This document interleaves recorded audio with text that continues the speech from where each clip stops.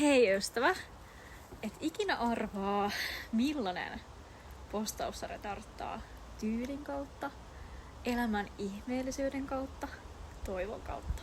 Se liittyy aika vahvasti tähän tässä.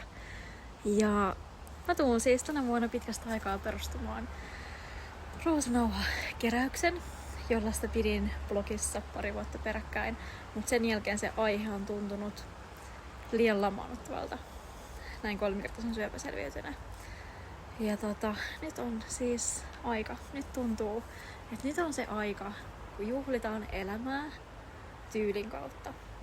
Ja mä kerron samalla mun elämää syöpäselviytynä, mut silleen toivon säästämänä.